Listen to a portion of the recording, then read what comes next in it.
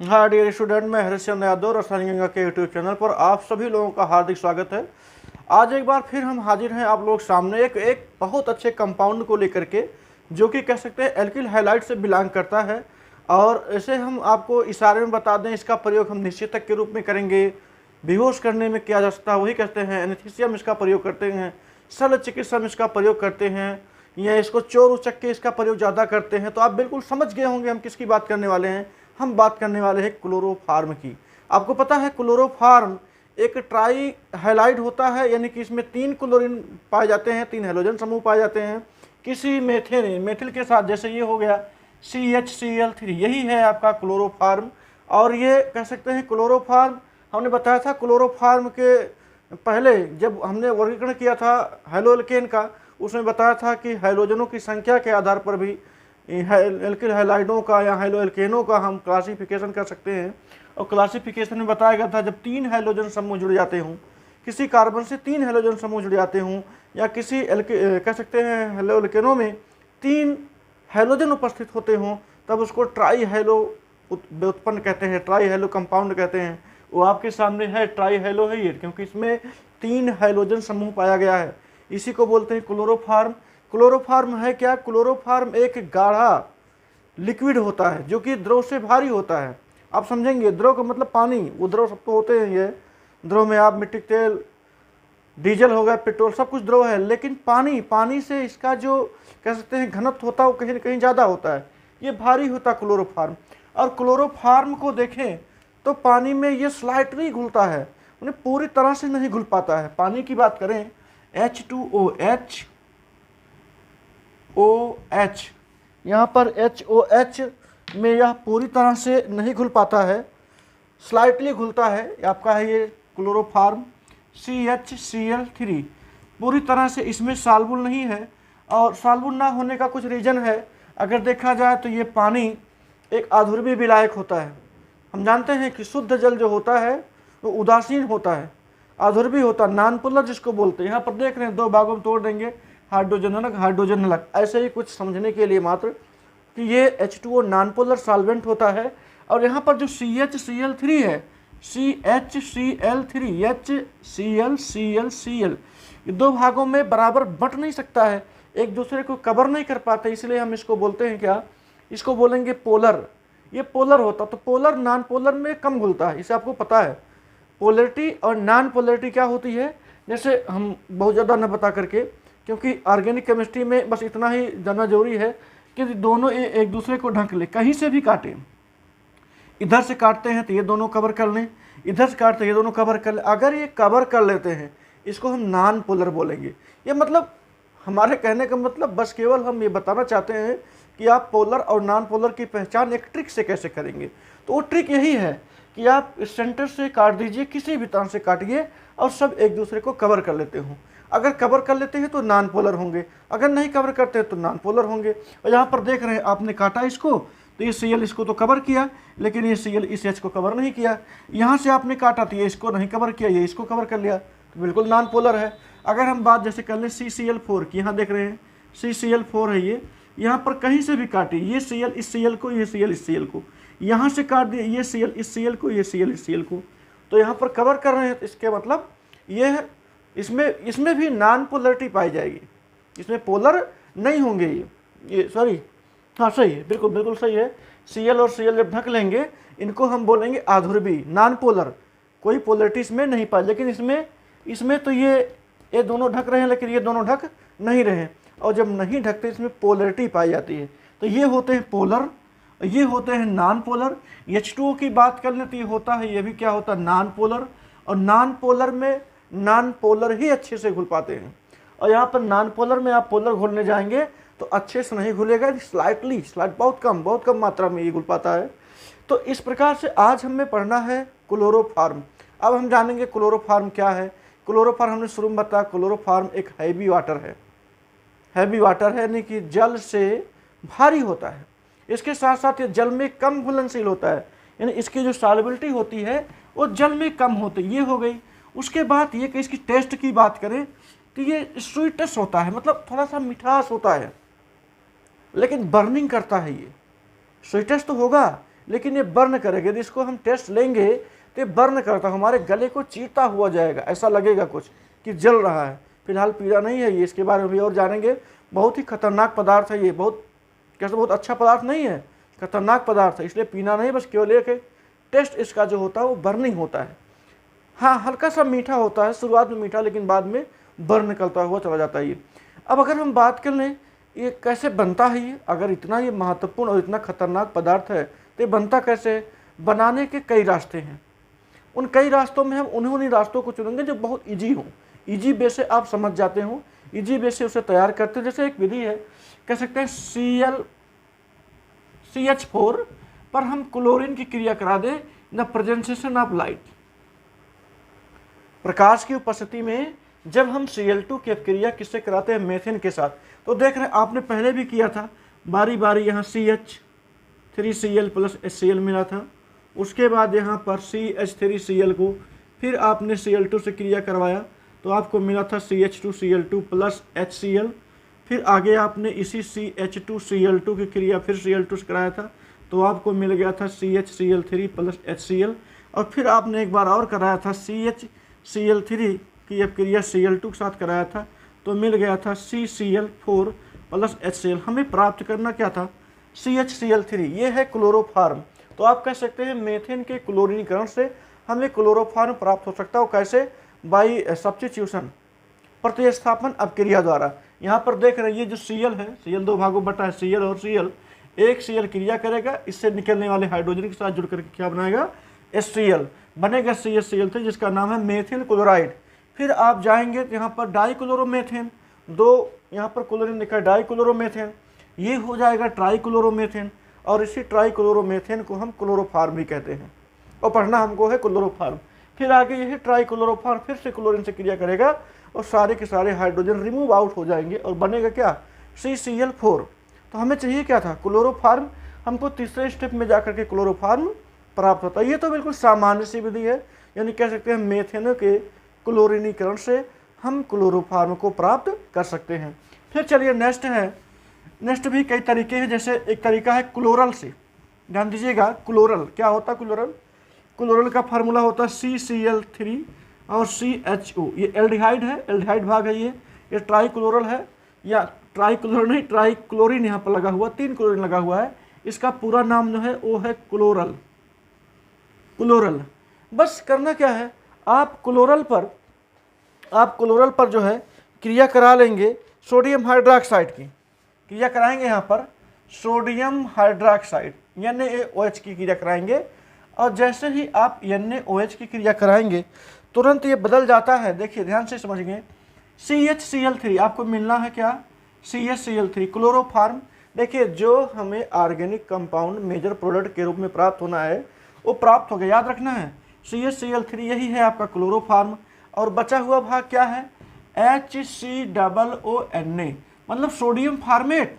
ध्यान दीजिएगा, साल्ट होता है ये, किसी कार्बोक्सिलिक अम्ल का ये साल्ट है जिसका नाम क्या है? Sodium format. हमें मतलब किससे है? क्लोरोफार्म से। तो क्या करना है? क्लोरल की अपक्रिया आप कराएंगे सोडियम हाइड्रोक्साइड के साथ, और सोडियम हाइड्रोक्साइड जब क्रिया करेगा तो देगा ये क्या? क्लोरोफार्म और सोडियम फार्मेट देगा। चलिए क्लोरोफार्म मिलने की ये दूसरी विधि हो गई। तीसरी विधि की बात करें, मिटाते चले, आप लोग इसका शॉर्ट ले लीजिए। चलिए अगर तीसरा है, तीसरे प्रोसेस की बात करें, लैब में कैसे तैयार करेंगे? देखिए लैब में बनाने की 2 विधियां हैं। एक है आप मेथेन से भी बना सकते हैं, एथेनॉल से बना सकते हैं, और दूसरा है एसीटोन से। एथेनॉल क्या होता है? मेथेनॉल नहीं, एथेनॉल। एथेनॉल का मतलब होता है CH3, आगे है CH2OH। आपको कहा जाए कि how be obtain chloroform from ethanol, अथवा how be obtain chloroform from acetone, तो आपको समझ जाना चाहिए कि वो लेबोरेटरी विधि से हमको कह रहा है बनाने के लिए। तो लैब में आपको दिया जाएगा, सपोज कीजिए पहले आपको दिया जाए क्या? पहले आपको दिया जाए आप तैयार करिए हमें एथेनॉल से हमको चाहिए क्लोरोफार्म। तो ध्यान दीजिएगा, बहुत आसानी से आप बनाएंगे। इसे बनाने के लिए आपको चाहिए होता क्या? ये चाहिए होता है आपको, क्या कहते हैं, CaOCl2, मतलब ब्लीचिंग पाउडर का पेस्ट चाहिए। अब क्या करेंगे, पेस्ट, उसी पेस्ट से हमें तैयार मिलेगा क्या, क्लोरीन। हमको क्लोरीन की भी ज़रूरत है ना ये इसको बनाने। अभी स्टेप बाय स्टेप समझेंगे तो आपको समझ में आएगा कि कहाँ कहाँ पर हमें किन किन पदार्थों की आवश्यकता होती है। जैसे हमें दे ही दिया गया है कि हमें तैयार करना है क्लोरोफार्म को, किससे, एथेनॉल से। तो सबसे पहले क्या करना है, सबसे पहले आप क्या करेंगे कि जो CaO पहला नंबर है, CaOCl2 ब्लीचिंग पाउडर है। ब्लीचिंग पाउडर में आप पानी डालेंगे। जैसे आप ब्लीचिंग पाउडर में पानी डालेंगे तुरंत ये CaOH यानी कैल्शियम हाइड्रोक्साइड तैयार होगा। CaOH का होल ट्वाइस यानी बिना कैसे बुझा हुआ चूना प्राप्त होगा, और साथ में ये निकल जाएगा क्लोरीन गैस। बड़ी इंपॉर्टेंट गैस है, हमको इसका भी सहारा लेना है और इसका भी सहारा लेना है। मतलब ब्लीचिंग पाउडर से ही हमें दो पदार्थ मिल गया, एक क्या क्या, एक क्लोरीन गैस, दूसरा मिल गया क्या, कैल्शियम हाइड्रोक्साइड, और दोनों की ज़रूरत पड़ने वाली है। अब क्या करेंगे, अब हमें जो एथेनॉल दिया गया था दूसरे स्टेप में, ये C2H5 या CH3CH2 और ये OH हो गया। आप क्रिया कराएंगे किस पर, क्लोरीन की क्रिया कराएंगे। क्लोरीन की क्रिया कराने का मतलब ये प्रक्रिया ऑक्सीडेशन की होगी। ऑक्सीडेशन यानी ऑक्सीकरण होने वाला है, ये ऑक्सीकृत होगा। ऑक्सीकृत होने के बाद क्या देगा, एल्डिहाइड। क्या देगा, एल्डिहाइड। तो एल्डिहाइड मतलब CH3CH2 यानी ये आपको दे दिया क्या, एस्टल्डिहाइड। देखिए CH3। अच्छा एक चीज़ और ध्यान दीजिए, जब आप एस्टल्डिहाइड प्राप्त कर ही लिए हैं, आने वाले अगले क्लासों में मतलब थोड़ा समय लगेगा जब हम एल्डिहाइड कीटोन के बारे में पढ़ेंगे। एल्डिहाइड बनाने का तरीका और भी है। क्या है कि आप इसी एथेनॉल पर, एथेनॉल का ऑक्सीडेशन कराइए, लेकिन क्लोरीन की उपस्थिति में नहीं, आप ऑक्सीजन की उपस्थिति में कराएंगे। वैसे ऑक्सीडेशन जरूरी नहीं है कि आप ऑक्सीजन की उपस्थिति में ही कराएं। अच्छा इसलिए बता दे रहे क्योंकि यहाँ पर आप क्लोरीन देख रहे हैं, ये एक नेगेटिव एलिमेंट होता है और नेगेटिव एलिमेंटों के साथ ही ऑक्सीडेशन की क्रिया होती है, इसीलिए यहाँ पर क्लोरीन लिया गया। और क्यों लिया गया, क्योंकि हमें CaCl2 और H2O से क्या मिला हुआ, Cl2। भाई जो हमें मिल गया हमको उसका उपयोग भी करना है, तो उपयोग करने के लिए हम यहाँ पर Cl2 से क्रिया करा करके ही हम प्राप्त कर रहे हैं क्या, एस्टल्डिहाइड। और एस्टल्डिहाइड के साथ साथ बनेगा क्या, माइनर प्रोडक्ट में 2HCl। कोई मतलब नहीं है 2HCl से, वो एक बैलेंसिंग के लिए या कह सकते हैं कि बाई प्रोडक्ट के रूप में हमें प्राप्त होता है। लिख दिया हमने, कोई बात नहीं, नहीं लिखेंगे तो भी सही होगा। हमें मिलना चाहिए क्या, क्लोरल, ये एल्डिहाइड, एस्टल्डिहाइड, वो हमें प्राप्त हो गया। अब ध्यान दीजिए, अब एक का प्रयोग तो आपने कर लिया, किसका, क्लोरीन का। क्लोरीन का प्रयोग आपने कर लिया और तैयार हो गया क्या, एस्टल्डिहाइड तैयार हो गया। अब एस्टल्डिहाइड का आप क्लोरीनीकरण कराइए, पूरी तरह से क्लोरीन गैस खत्म नहीं हुई है। तो तीसरा स्टेप लेते हैं, ये है आपका CH3CHO और इस पर क्रिया कराएंगे क्लोरीन की। अब ध्यान दीजिए, जब क्लोरीन कराएंगे क्रिया, इसको क्लोरोनेशन भी कह सकते हैं।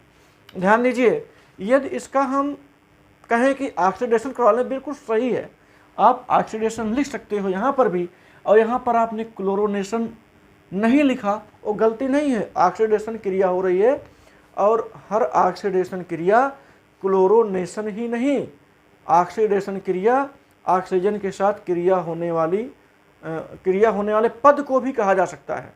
लेकिन यहाँ पर क्लोरीन लिया गया है, क्लोरीन से ऑक्सीकरण कराया गया, और यहाँ पर क्लोरीन से ऑक्सीकरण हो रहा है लेकिन उसका नाम क्लोरोनेशन दिया गया है, क्लोरोनेशन।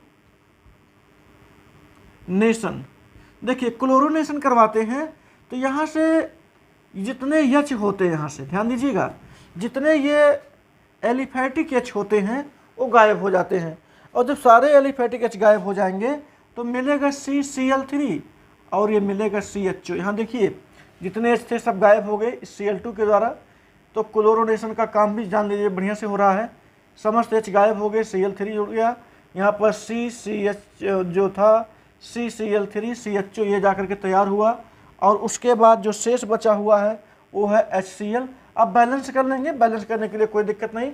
यहाँ पर बैलेंस की बात करें तो 3 यहाँ पर है और यहाँ पर 3 2 5 हो गया, यानी अगर 6 कर लेते हैं तो 3 3 6, यहाँ पर 3 कर लेते हैं और यहाँ पर हम 3 कर लेते हैं, चलिए हो जाए 3 2 6, 3 और 3 ये 6 बराबर हो गया, बैलेंस बिल्कुल सही है।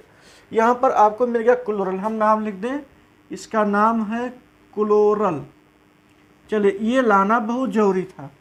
अब इसी क्लोरल से देखिए, इसके पहले आपने क्लोरल से क्लोरोफॉर्म तैयार किया था, लेकिन वहाँ पर सोडियम हाइड्रोक्साइड के साथ क्रिया कराए थे, वह भी एक बेस था। और हमने जब ब्लीचिंग पाउडर का पेस्ट लिया था तो हमें उस पेस्ट में मिला था क्या, कैल्शियम हाइड्रोक्साइड। कैल्शियम हाइड्रोक्साइड भी एक क्या है, एक बेस है। अब वो जो बेस दिखाई दे रहा है, उस बेस का प्रयोग भी हम इसी में करेंगे। कैसे करेंगे उस बेस का प्रयोग, ध्यान दीजिए।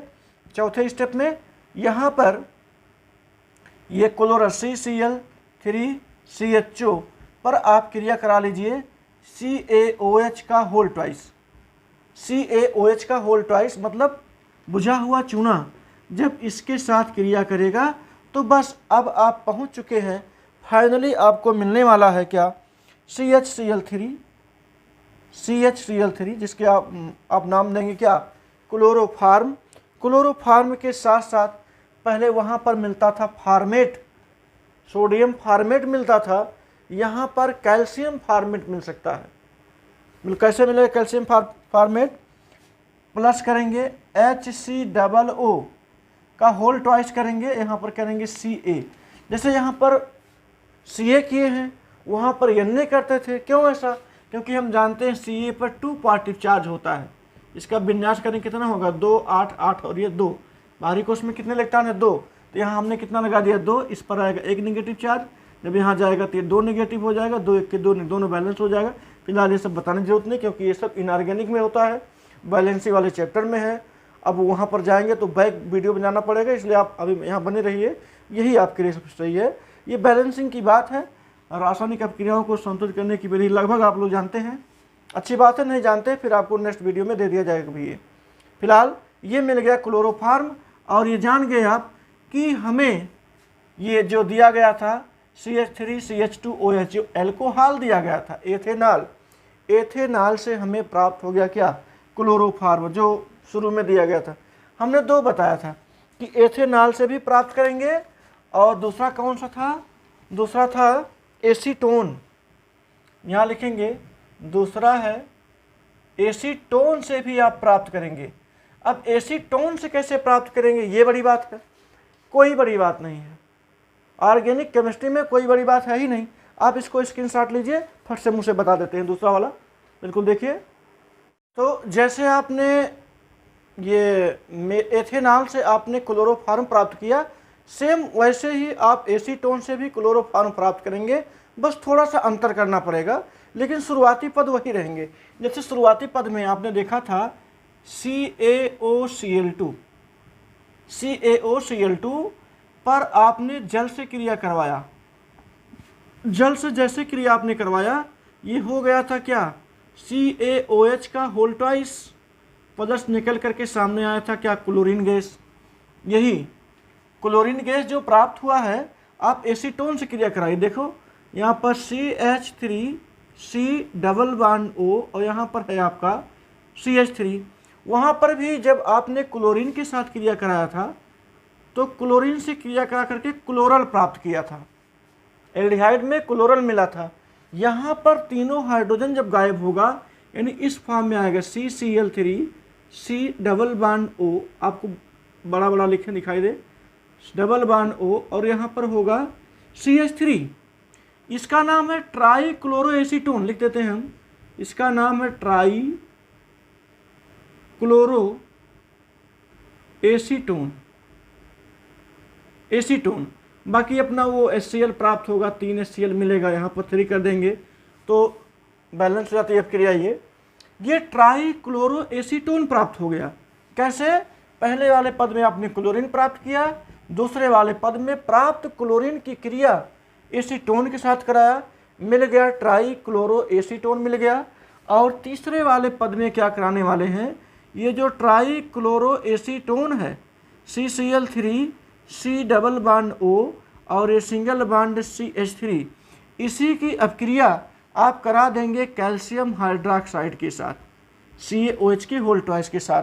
जैसे इसके साथ क्रिया करवाएंगे तुरंत आपको तैयार मिलेगा CHCl3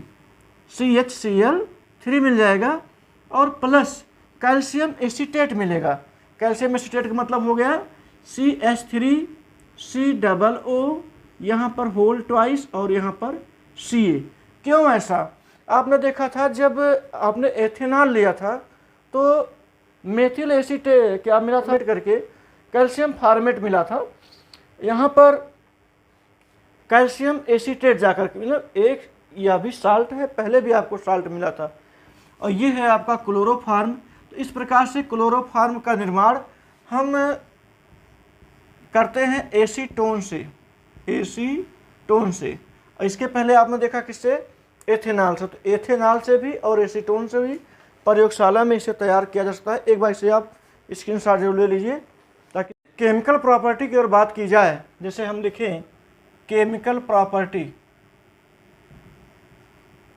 केमिकल प्रॉपर्टीज की बात करें तो इसकी कई सारी केमिकल प्रॉपर्टियां हैं।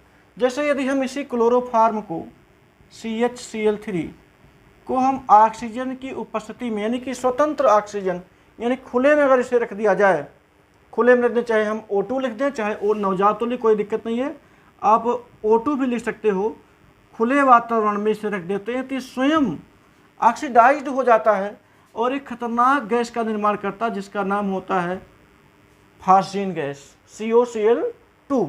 ये फास्जीन गैस होती है, ये फास्जीन गैस हम यहाँ लिख देते हैं, यह फास्जीन गैस, ये काफ़ी खतरनाक गैस होती है। ये श्वास में यदि ये गैस मिल जाती है तो व्यक्ति की मृत्यु भी हो जाती है। इसको फास्जीन गैस कहते हैं। कार्बोनिल क्लोराइड कहा जाता है इसको अक्सर, कार्बोनिल क्लोराइड, और प्लस क्या बचेगा, वो HCl वगैरह बचेगा, हाइड्रोक्लोरिक अम्ल, ये बन जाता है। तो ये इम्पॉर्टेंट है। और इस साथ साथ एक बात बता दें कि ये फास्जीन गैस ना बने, इसके लिए इसी के ऊपर अब ये तो अब क्रिया पूरी करेंगे हम C2H5OH लगभग 2% C2H5OH यदि इसमें मिला देते हैं और इसको रंगीन कपड़ों में लपेट करके बिल्कुल फुल करके सूर्य के प्रकाश से बचाते हुए अंधेरे कमरे में रख देते हैं, तो इसका जो विघटन होता है, या कह सकते हैं फास्जीन गैस का निर्माण होता है, अत्यंत मंद हो जाता है, बनता ही नहीं है, एक विष का कार्य करेगा, एक मंदक का कार्य करता है C2H5OH। तो इसी का प्रयोग करते हैं इसके फास्जीन बनने की या ना बनने की क्रिया को एकदम मंद करने के लिए C2H5OH के 2% का प्रयोग करते हैं। और भी केमिकल प्रॉपर्टीज़ हैं, जैसे केमिकल प्रॉपर्टीज़ में यदि इसी को हम क्लोरोफार्म की अपक्रिया को, क्लोरोफार्म को अपक्रिया हम करवा देते हैं नाइट्रिक अम्ल के साथ, जैसे दिया गया ये नाइट्रिक अम्ल, नाइट्रिक एसिड, चलिए नाइट्रिक एसिड के साथ HNO3 के साथ, जैसे CHCl3 है, आप क्रिया करा लो HNO3। जैसे आप HNO3 के साथ क्रिया कराओगे तो ये बनता है पिक्रिक अम्ल। पिक्रिक अम्ल को वार गैस भी कहते हैं। वार गैस का मतलब जो युद्ध में इस गैस को छोड़ देने से आंखों में पानी आने लगते हैं दुश्मन के, स्वयं के भी आएंगे, दुश्मन के भी आएंगे, लेकिन वार में, युद्ध में जब इसका प्रयोग हम दुश्मन की साइड में कर देते हैं तो उन्हीं की आंखों में पानी आता है और वो युद्ध छोड़ करके भाग जाते हैं, इसीलिए इसको युद्ध गैस भी कहते हैं, वार गैस कहते हैं। फार्मूला बनेगा CCl3 NO2, CCl3 NO2 plus बनेगा यह H2O, इसी को बोलते हैं क्लोरोपिक्रिन, लिख देते हैं क्लोरोपिक्रिन। इंपॉर्टेंट है गैस, ये जरूर जाने रहेंगे। क्लोरोपिक्रिन का निर्माण जो होता है ये HNO3 की क्रिया क्लोरोफार्म के साथ कराने पर हो जाती है। और यदि बात करें क्लोरोनेशन की, बात करें क्लोरोनेशन, क्लोरोनेशन में क्या होता है, वही बात, जैसे आप CHCl3 की अपक्रिया जब Cl2 के साथ कराएंगे तो बन जाएगा CCl4। ये सब बना बनाया है, आपको ज़्यादा बताने की इसकी ज़रूरत है नहीं, लेकिन रिएक्शनों में था इसलिए इसको शामिल कर लिया जाता है कि CHCl3 की क्रिया जब Cl2 के साथ कराएंगे, प्रेजेंटेशन ऑफ सनलाइट, तो बिल्कुल ये बन जाता है कार्बन टेट्राक्लोराइड। ये पहले भी आप पढ़ चुके हैं हाइलो एल्केनों में, या कह सकते हैं कि मेथेन के क्लोरीनीकरण में, ये सारी चीज़ें आपको मिलेंगी। एक अपक्रिया है बहुत इंपॉर्टेंट है, उसी अपक्रिया को पढ़ाने के बाद संभवतः ये जो इसकी केमिकल प्रॉपर्टी है तो उसको बस बंद कर दिया जाएगा, उतने तक सीमित है। जितने इंपॉर्टेंट रिएक्शन थे उनको बता दिया जाएगा। ये परीक्षा की दृष्टि से बड़े इंपॉर्टेंट भी रहेंगे आपके। चलिए देखिए, एक अपक्रिया है जिसको बोलते हैं राइमर टीमन अपक्रिया, ये जरूर याद रखेंगे, नेमन रिएक्शन है ये, राइमर टीमन अपक्रिया, राइमर टीमन रिएक्शन क्या होता है। देखिए, राइमर टीमन रिएक्शन जो होता है ये लगभग 323 से 343 डिग्री सेल्सियस ताप पर, इतना टेम्परेचर होना चाहिए जब हम फिनाल और क्लोरोफॉर्म की क्रिया सोडियम हाइड्रोक्साइड के साथ कराते हैं। किसके साथ? फिनाल और क्लोरोफॉर्म की क्रिया सोडियम हाइड्रोक्साइड की उपस्थिति में कराते हैं तो ये सैलिसिल एल्डिहाइड देता है। सैलिसिल एल्डिहाइड का मतलब उसी बेंजीन में एल्डिहाइड समूह भी जुड़ा होगा और उसी बेंजीन में फिनालिक समूह भी होगा, यानी OH भी जुड़ा होगा डायरेक्ट नाभिक से, उसी को बोलते हैं सैलिसिल एल्डिहाइड। तो चलिए देखते हैं राइमर टीमन अपक्रिया यही कहलाती है। कैसे? जैसे आप लेंगे फिनाल, पर ध्यान दीजिए, फिनाल ये हो गया, फिनाल OH लगा दिया हमने, फिनाल हो गया।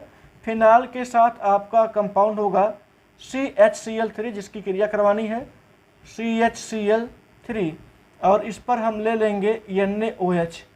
प्रेजेंटेशन जो होगा यहाँ हम बड़ा कर देते हैं, कंपाउंड प्रोडक्ट यहाँ पर लिखेंगे लगभग 300, कितना बताया हमने, 323 से 343 लगभग इतने केल्विन का गैप होना चाहिए, यहाँ इतने केल्विन के रेंज में होना चाहिए टेम्परेचर। तो ये बन जाता है क्या? सैलिसिल एल्डिहाइड, यानी ऐसे कुछ बने कंपाउंड। ये हो गया, ये यहाँ पर एक OH समूह और यहाँ पर CHO समूह हो जाता है, प्लस बनने वाला जो दूसरा कंपाउंड है वो है NaCl बाई प्रोडक्ट के रूप में, और प्लस ये H2O, इसी को बोलते हैं सैलिसिल्डिहाइड। अभी इसका हम IPSC नाम में लिखेंगे सैलिसिल्डिहाइड।